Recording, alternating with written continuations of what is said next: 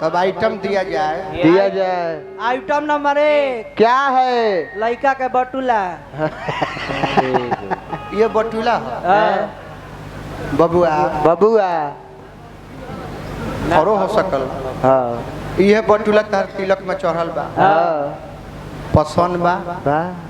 ठीक है जॉन देले वाला लंगड़ा सरवा ठीक है। लगड़ा सारा बा। अरे बारे कहतर की ठीक है बा जो लंगड़ा सरवा देले बा ठीक है। आइटम नंबर 2 क्या है? परात। ला ओई परात हाँ। बबुआ ये तरफ परात पड़ल बा। हो का कहतर पसंद बा। ठीक है हित वाली आइल बारन सो।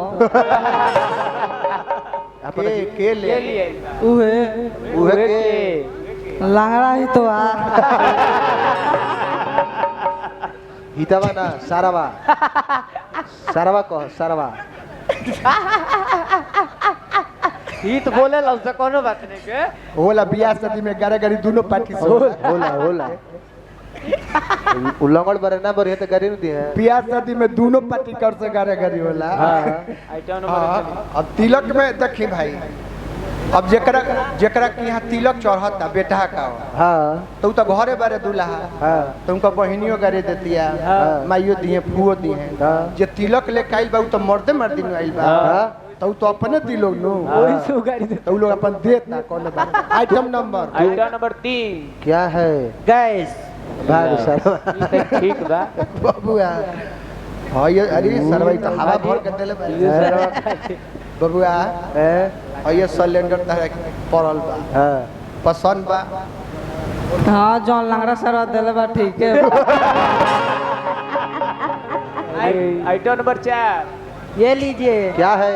शीशा। रोक ए रह डेरा तरह डेरा तरह डेरा तरह मैंने डेरा तरह सामान लेवे में डेराइबो हां का ओही रही डेरानी ना। तो ये न हम कहनी हां तो ये तो कबे से समझाते हैं। तो काहे डेरा तो कहू के आइटम नंबर 5 ई कह रे शीशा। अच्छा देखो तो बबुआ मुंह अपन देखो तो देखो तो गोराइल बड़ा कि नहीं घरी। आइटम नंबर 6 क्या है? कोट पैंट का कपड़ा। भाग सारा। आइटम नंबर 7 क्या है? टूथब्रश। ए तोरी की एमे तो बबुआ के दांत ओरा जाई लेकिन बरस ना खियाई देखत नहीं। दुल्हा का कहता रहा? पसंद बा।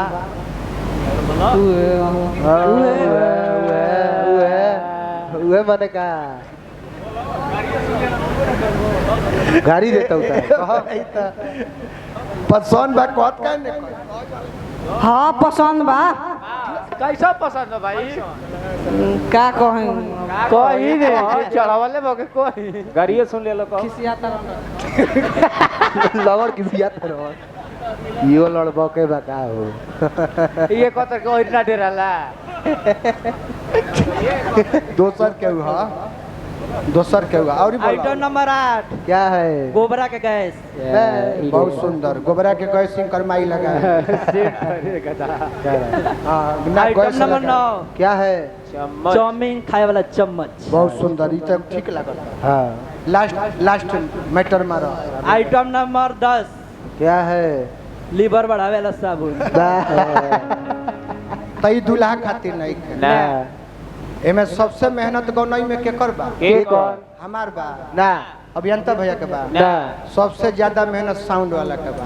बढ़ले बा कैसे जी? अष्टजाम के पहले ही साइल हुई है हाँ एकदम गाछी गाछी जोड़ के चोंगा बनले हुई है। हाँ फिर हमके चल जाए कल दिन भर खोली है। हाँ फुबा बियाह हो गइल बनी हाँ हेलो कोई दिन लो मेहरारू के अपना दे दी आ ला। कहियो खूब मोल मोल के रगड़